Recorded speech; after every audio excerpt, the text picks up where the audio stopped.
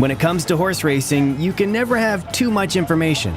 With TwinSpires, you can place your bets with confidence. Whether you use handicapping insights like our Brisnet speed ratings, prime power and past performances, the guidance of our experts' top picks, or just choose a name that catches your eye. Yes! No matter how you pick your horse, bet with TwinSpires and use stable alerts to never miss a bet. Hey everyone, it's Ashley Anderson with TwinSpires. Welcome to our Pegasus World Cup Day preview. We're going to be talking the big three races of the Pegasus World Cup Day card, and we have three expert handicappers about to join me: James Scully, Darin Zoccali, and Nick Tammaro. You may recognize all three from our expert pick videos at TwinSpires. Nick is also a track announcer, morning line maker, did the Breeders' Cup at Keeneland a couple years ago, and all three of them are going to talk the big three, like I mentioned, the Pegasus World Cup Filly Mare Turf. We've got the Turf and then the Pegasus World Cup in race 13. And also I wanted to mention it's 100 days out from Derby 150. If you haven't already seen on our social channels, we have a pretty cool reel by Abby Huffman, our expert content manager for social channels. She has 149 of the previous winners from the Derby, so check that out if you haven't seen it already. And we'll get started here soon, talking to James, Darin, and Nick about the first race, which will be our Pegasus World Cup Filly and Mare Turf. But before we get started, Darin, you have some promos at TwinSpires this week for our viewers to use at Gulfstream Park. Yeah, we absolutely do, Ashley. We have that $10 money back, winter money back that we've had running since the start of January. And we are going to feature the Pegasus and the supporting stakes races on Saturday. In fact, no less than 6 of the races, the last 6 on the card, 8 through 13, will be included in the winter money back. So be sure to go to TwinSpires.com, go to the offers promotions page, be sure to be opted in, and that's an automated money back. So just within minutes of each race, if your horse does run second or third, you're going to get that money back up to $10, and then you can churn it, fire it right back in the next race. So TwinSpires.com, the winter money back, featuring the last 6 races, the 6 big stakes of the day at Gulfstream Park for Pegasus World Cup Day, Ashley. Thank you, Darin. And again, we have James, Darin, and Nick all here to talk about the Pegasus World Cup Day card. And Darin, I'll start things off with you because you seem like a Filly and Mare Turf guy. So tell me, starting off, looking at this field, first of all, how do you see this pace shaking out with the field that we have here? Well, I'm a turf guy. I'm not biased by if it's Colts or Phillies. But, yeah, I think the pace could potentially be honest enough on paper. But as I've learned with a lot of these turf races, you never really know. I mean, I've had races that looks like it's going to be completely, sluggish on the front end, and one horse just kind of grabs the racetrack and runs off. Then I have races where I think you're going to have a couple of horses knocking heads, and somebody's allowed to get alone on a loose lead. But I think with the presence of a long shot and Sister Luann, Queen Goddess is pretty quick early and wants to be forward. Ruby Nell certainly does have some speed, and Accomplished Girl as well, who was a sprinter that stretched out last time in the Swanee River. It does look like it's honest enough from a pace standpoint that I do think the closers should have an opportunity to rally into it. And so what is your pick in this race? I'm going to go to Didia. This is a mare that I've been a fan of quite a while from post position number 9. She's 6-1 on the morning line. She had a 4-race win streak going into the Modesty last spring over at Churchill Downs. Then was a very good second behind Market Segmentation in the New York. And you're going to get a little Modesty here where she just comes on the outside here and just grinds away through the stretch and is able to get up and defeat Sweet Danny Girl on New Year's Eve. This was the biggest win of her career to this point. She would come out of this strong effort, Kentucky Derby weekend, again to run second in the New York before she would go on to win the Rodeo Drive, where she beat a very nice filly in Annazette, who I think has a world of upside going into her 4-year-old season. And then obviously was beaten about 5 lengths, 4.5 in the Breeders' Cup Filly and Mare Turf, where she faced a far superior field that day. Getting back into this particular level at 6-1, Jose Ortiz aboard. A lot of positive angles here with Didia, who I think is poised for a very big season. And James, I'll turn it to you because I think you might be in agreement here with Darin. What are your thoughts on Didia? Yeah, I like Diddy's chances as well. And one real key for this 6-year-old mare is you can just look at her PPs. I mean, she's run really big fresh. She came back from a layoff in her U.S. debut in July of 2022, won pretty impressively an allowance race. Came back last spring at Fairgrounds, won a stake race by more than a length, and then came back from that like a similar freshening that she'll be coming back from on Saturday in the Rodeo Drive this fall, and got the 10 furlong distance in the 1.25 mile Rodeo Drive. But I really think Didia prefers a little bit less ground. She's 3 for 3 at Saturday's 1.16 mile distance, so I think it hits her right between the eyes. And she's just run so well fresh. I think she will get a fair, honest setup for her late kick and will be along in time. So I'm going to go with Didia, just like Darin. All right, Nick, I think, I know you and I agree here, and we're looking at a closer. So, Darin did mention this is going to set up for a late presser, a closer type. So tell me about your pick in this race. Yeah, I mean, to be honest with you, I'd make an argument that the most interesting horse on this entire card is Star Fortress, because we don't know exactly what she is. What we know is that she's run once in the United States. It was on a late autumn turf course at Churchill Downs that obviously, not everybody's going to handle a course that might have had a little bit more moisture in it. But she absolutely crushed in this race. I mean, you're watching the replay right now. Horses don't pull away from the rest of the field like this very often. And she did it on the wrong lead, too, for the most part of the stretch, which is kind of amazing. And this was her North American debut. We've not seen her since. To put it in perspective in terms of the condition of the turf that day, they went 1 1/8 miles in 51 flat. So it was a slow turf course, right? It was carrying a lot of moisture, which is what you'd expect in November. Cherie DeVaux's given her off until now, obviously with an eye on this race. She skipped over any prep opportunities. We don't know how good she is. This is not like a horse that took a huge step forward with the addition of Lasix. She did not use Lasix last time. She just might be a great fit for American style racing. And maybe she was a filly who needed a course that had a little bit more give in it. Obviously, that's not going to be something that we get at Gulfstream. So there's a million questions. The biggest one is she the horse that we saw at Churchill? Because if she is, there's kind of a new sheriff in town in this division. Yeah, I like this pick a lot too. I mean, seeing that 10-length win, I'm certainly she's the morning line favorite at 5-2, but I'm going to back her here off of that impressive win on Thanksgiving Day at Churchill Downs. Cherie DeVaux, I think, has a chance in this spot coming off this 2-month layoff. And she has that 101 Bristnet speed figure. So looking at her late pace rating as well, a 101, and keeping Luis Saez aboard for this race here at Gulfstream. So I'm with you, Nick. I like Star Fortress in this race. And to recap real quick, it's divided. We've got Didia for James and Darin, and then we got Nick and I going with Star Fortress. So if you're looking for a better price, certainly I think Didia's got a shot. Looked very good at Churchill Downs as well. But yeah, Nick, I think we have a good horse to try to beat here from that 10-length win. I agree. I can't wait to see it. Let's move over to the Pegasus World Cup Turf, race 12 on the 13-race card, and this is for 4-year-olds and up to be raced at 1 1/8 mile. We have European shipper Warmheart, the 9-5 favorite. She's facing a full field of boys, and this is her final career start. She's done a lot of her best work at 1.5 miles, 1.25 mile. So, Nick, tell me, are you concerned at all with this cutback in distance here?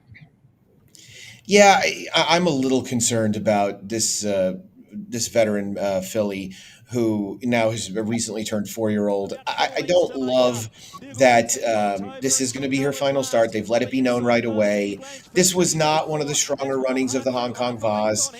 With that said, a weak Hong Kong Vase is going to generally be a heck of a lot better than a strong Pegasus Turf.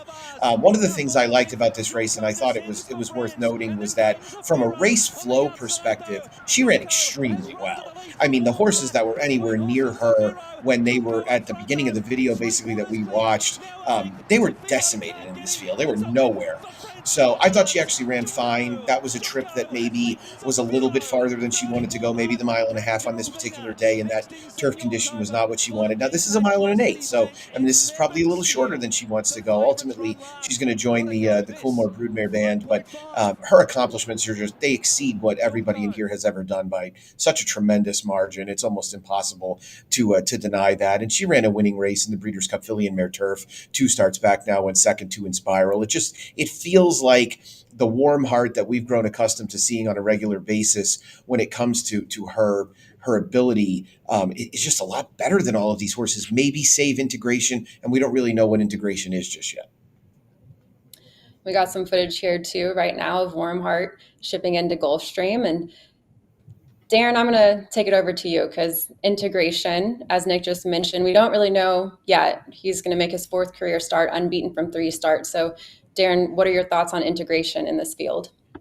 I've been gushing about Integration since his debut, so it would look rather foolish of me if I didn't pick him in this spot, because I thought at a very early point he looked like a horse that could be one of the better American turf runners that we've seen in quite some time. His Virginia Derby was scintillating. He beat a next out winner in program trading who would go out and win the Hollywood Derby. He beat Runaway Storm, who would come back and win a grade and stake at Keeneland. So Virginia Derby was absolutely a key race. And then from there, he went into the Hill Prince. And I mean, this effort speaks for itself. Now, obviously, he's facing a much stronger field in this day than he did in the Hill Prince. But I mean, you can't win much more impressive than this. You talk about a horse that hits the front outside the 8th pole, pulls away, electric turn of foot, just stretching out, loving what he's doing. I think this horse has a world of talent. I don't know where the ceiling is going to be with him, and this is certainly his biggest test to date. But Integration for me, for what I think he might be able to do this year, and with the things that you mentioned about Warm Heart, the cutback to the 1.8 miles, shipping from California to Hong Kong, now back to Florida. I thought it was a very interesting selection for her final race. You would have thought maybe a race like the Dubai Shima Classic would have been more fitting for her profile at 1.5 miles than cutting back to 1.8 miles around the tight turns at Gulfstream Park for the last start of her career. So I thought that was a little bit interesting as well. But for those reasons, I'm going to take Integration. I hope we get somewhere around that 3-1 at post time, Ashley. James, what do you think about Integration? Is that your pick as well? Yeah, I'm a big fan of Integration. I thought that Hill Prince was really a key race too, because that was a pretty a bulky 9-horse field, and he's stalking the pace in 3rd, and I think that kind of tactics will benefit him. He doesn't need to be this one-run deep closer. Obviously, closed from farther back in the Virginia Derby 2 starts back, so he's versatile enough that if the pace is slow, and there's not a lot of speed in the Pegasus World Cup turf. Definitely Main Event is going to show forward, and I think he's not going to be going at a real slow pace considering the field size, but it could be moderate.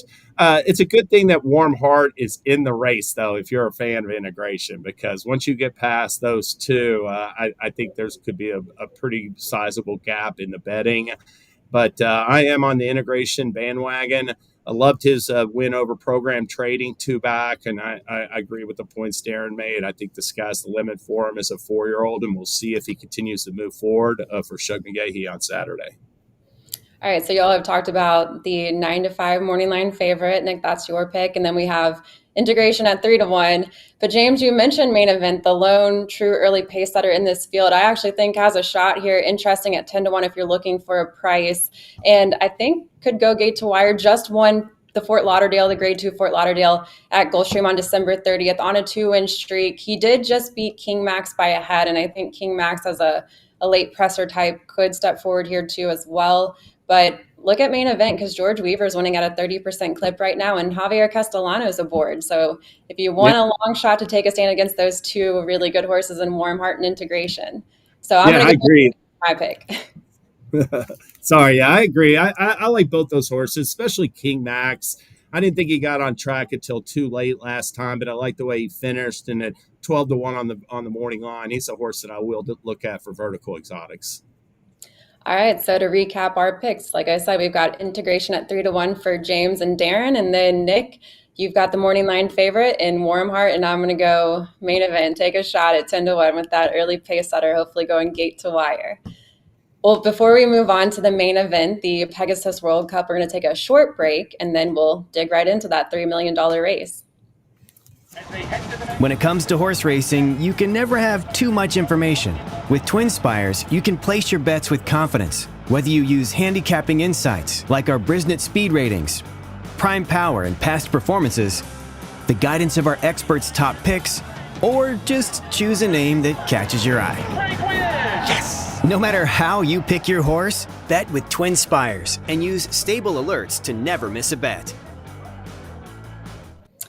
All right, welcome back. We're going to talk the Pegasus World Cup, a 1 1/8 mile event for 4-year-olds and up. It's the main event on the 13 race card at Gulfstream.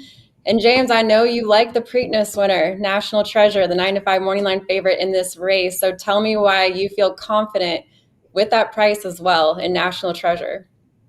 I think National Treasure just took a big step forward last fall, training into the Breeders' Cup Dirt Mile. He showed up with a really monster effort that afternoon, running a no second to Cody's Wish. And I love the speed he showed as well, going that 2-turn mile at Santa Anita. I think he's sharp.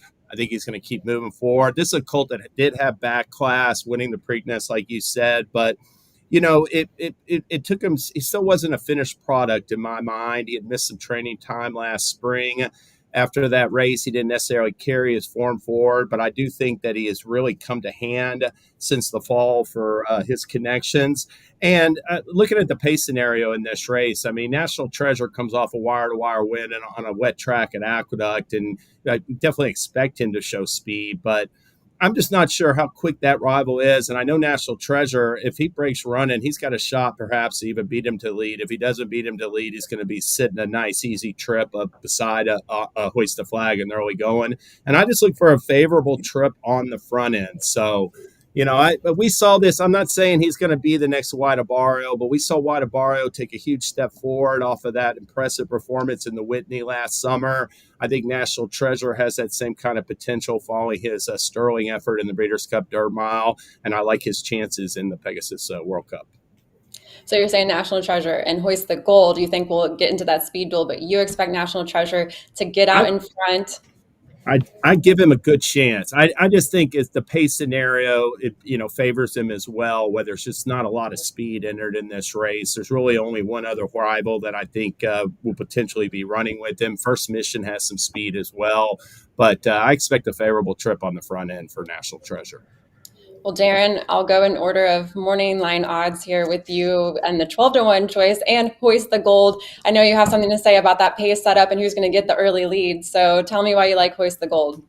I'm just not a believer that National Treasure is that fast of a racehorse. Breeders' Cup Dirt Mile aside, you have to remember in that particular race, Zozos was expected to be the controlling speed that day, and he didn't break well at all. It just wasn't his day that day. And National Treasure got what was actually a pretty easy lead, going 22-2 and 46 flat on a mile trip at Santa Anita is really not that fast, to be honest with you. Hoist the Gold did go very quick fractions on a speedy track, going a 1-turn mile here in the Cigar Mile, where he opened up and clearly relished a sealed muddy racetrack where he ran the best race of his life. But this horse has now run the best race of his life in 2 of his last 3 starts. And on some of the speed figure scales, he's really run 3 consecutive races that indicate that he is in the absolute best form of his career. When you take a look at where he's been a length off of horses like Speedboat Beach a couple of starts back. In the Phoenix, in the Breeders' Cup Sprint, he was a length off of Speedboat Beach. You take a look back, this horse made the lead in the Met Mile. He's chased really strong fractions and been up.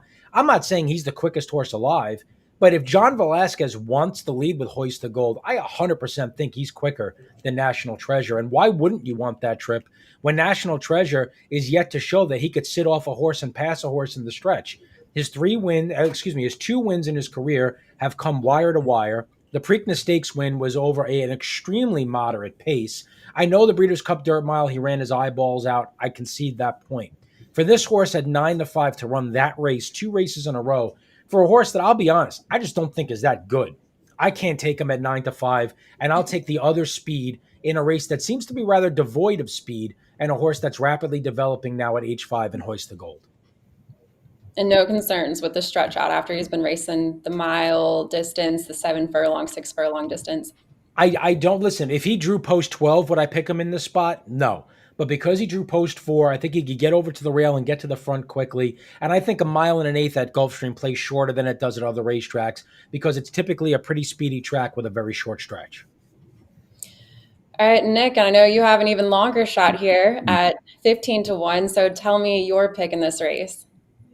Yeah, I like everybody's got strong opinions in here. I like the 5 Trademark, and I think part of my rationale is that Trademark was roughly 12 times the price of First Mission last time out when he beat him really on the square in the Clark, and what ended up being a pretty strong race, all things considered. I think there's an argument to be made that Trademark is maybe a little bit better at Churchill than anywhere else, but he was able to overcome getting hurted out a little bit here and still got it done, as of course our man Travis Stone finishes the call there. He could have called that. It was actually a lot larger margin than it looks.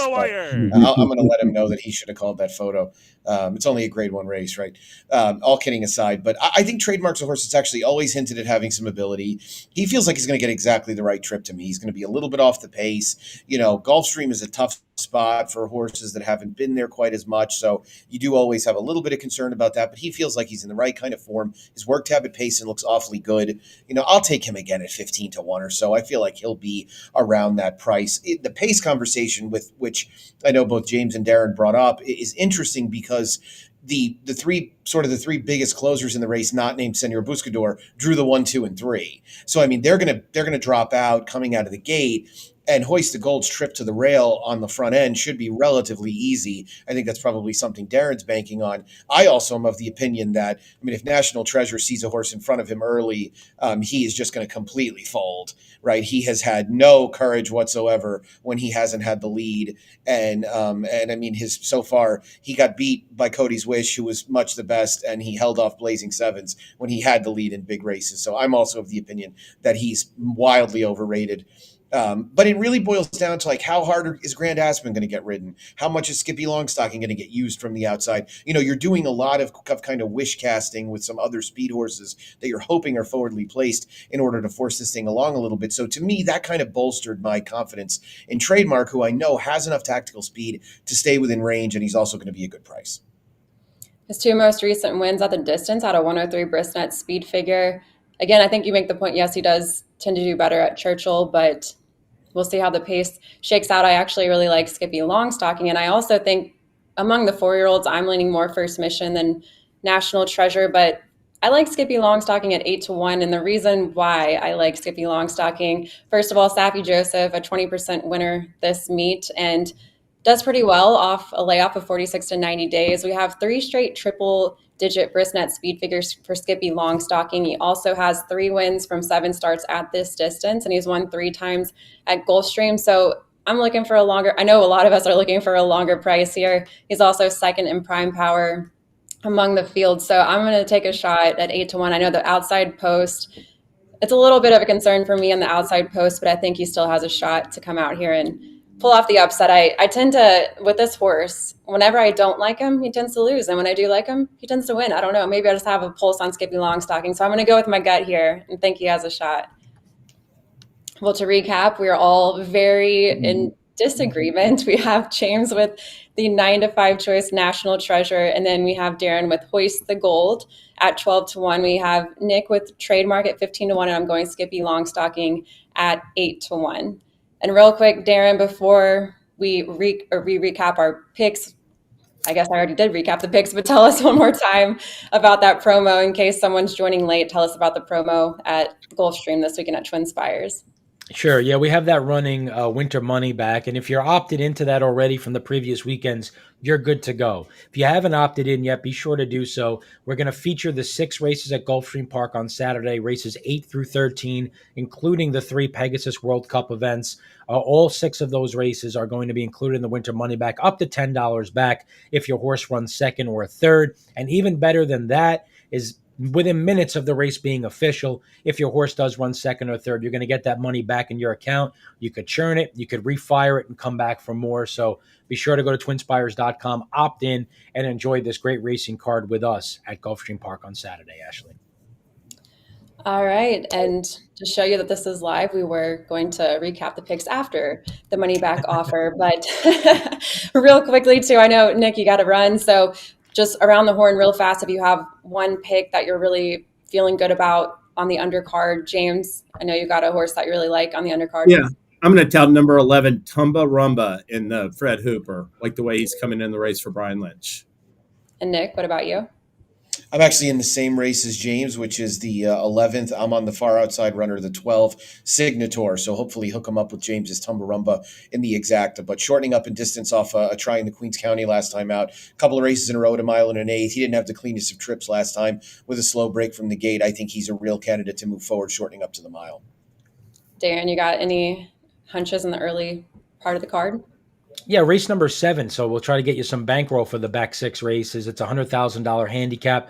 The 4 Dreams of Tomorrow had a wide post last time, was forced extremely wide when they lined up almost 7 across the track, and he had no choice but to take all the way back and really couldn't have run home much faster than he did with the move inside with Johnny Velasquez aboard. I'm looking for him to get a much better trip, 8-1 morning line. Dreams of Tomorrow in race 7, Ashley. And real quick, I like in race 4, number 1, Beach Nut Trophy at a price, 12-1. A Safi Joseph runner, I think, has a shot to beat Riley Mott's 9-5. Morning line choice, fillies and mares, and a handicap in race 4. That's all the time we have for our Pegasus World Cup Day preview. Thanks for joining us. And again, head to TwinSpires to watch and wager on Gulfstream Park's Pegasus World Cup Day card on Saturday, and check out those promos as well, that winter money back offer. Be sure to opt in, and good luck this weekend.